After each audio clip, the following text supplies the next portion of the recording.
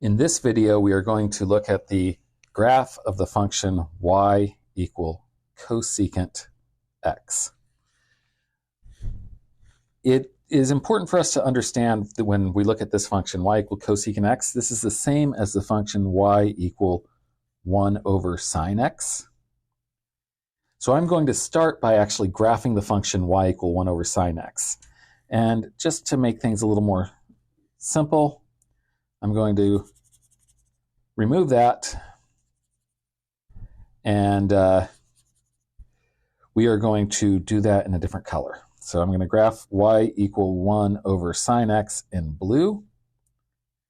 And if I graph that function, we've already gone over how to graph this function, so I'm going to skip a lot of the steps. But if I'm just graphing the function y equals 1 over sine x, I'm getting a function that is going through these points, and my function looks like, my sine function looks like, that was very poor. Let's do that again. My sine function looks something like this. And if I'm looking at 1 over that function, then everywhere the sine function is 0, 1 over the sine function is going to be 1 divided by 0. That's going to give me a vertical asymptote. So I'm getting vertical asymptotes at these places.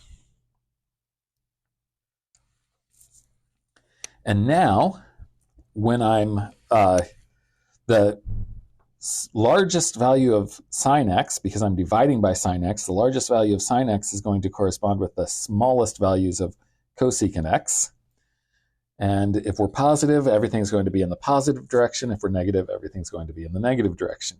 So from this, I can take this largest value of sine x. If I look at the largest value of sine x, I get this point at 1 over 1, which is 1. So I can draw that point, and then all I need to do is sketch a graph going up towards the asymptotes from that point. And the same going the other way when I'm at negative 1, that's going to be the largest on the negative side. And so my graph is going to look like this. And so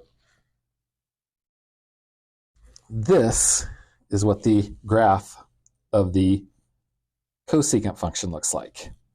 The stuff in blue is just there to help me draw the graph. In red is the actual graph of the cosecant function. And if I look at the cosecant function, I have the domain is, well, it's all reals except for any multiple of pi.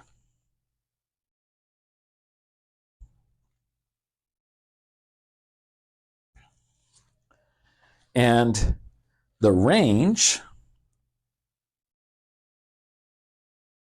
is, well, it goes from negative infinity to negative 1, and from 1 to infinity.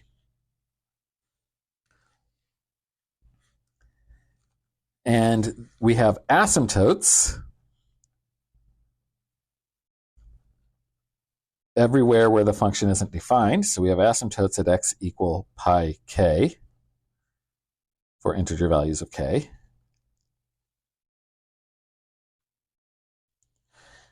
And our period is going to be the period of the sine function, so the period is 2 pi. And that is the graph of the cosecant function. However, we usually won't be quite this nice. We usually will add more complication to it. So if I'm graphing the cosecant function, I could instead look at a graph of y equal a times the cosecant of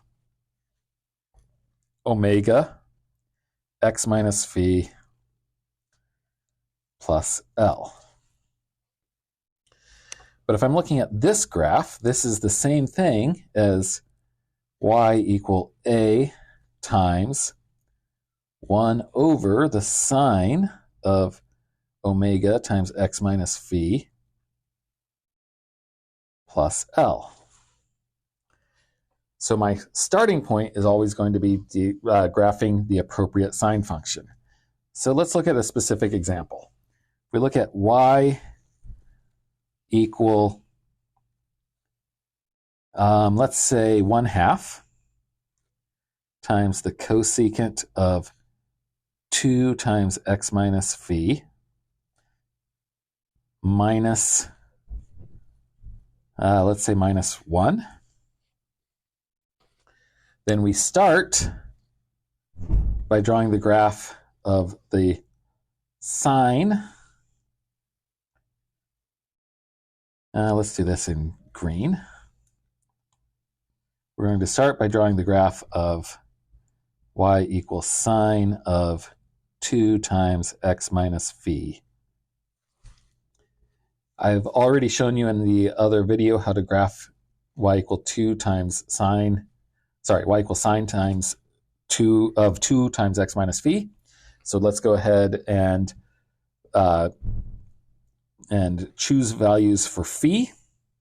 So let's do a phi value of pi over 2. And if I choose a phi value of pi over 2, then my sine function is going to look like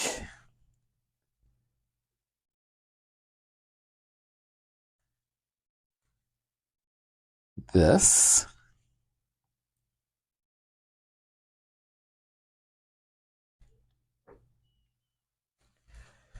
And then I'm going to multiply that by 1/2. So I'm going to move, Then I'm going to multiply that by 1/2.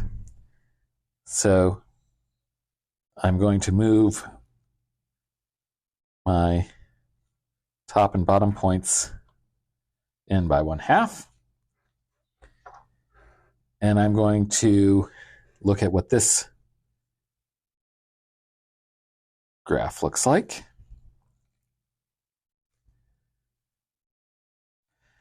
And from there, I can now start to draw my asymptotes. My asymptotes are going to be whenever this graph is equal to 0.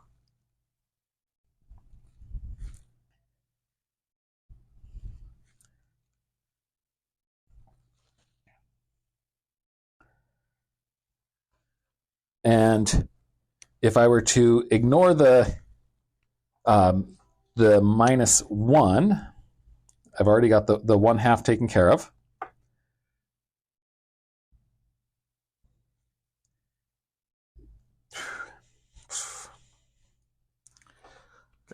So now I have my asymptotes. And from there, I can draw the graph as I would expect to see it. I'm going to make just a quick modification, just a second. I want to use a new layer so that I can easily make appropriate modifications. So if I'm graphing this, it looks like this.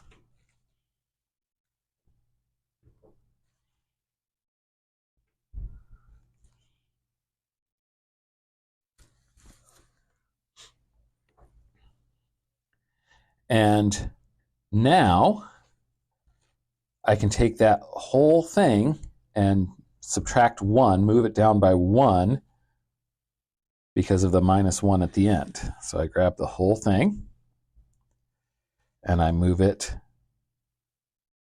down by 1. And this in red is the y equal 1/2 cosecant of 2 times x minus pi over 2 minus 1.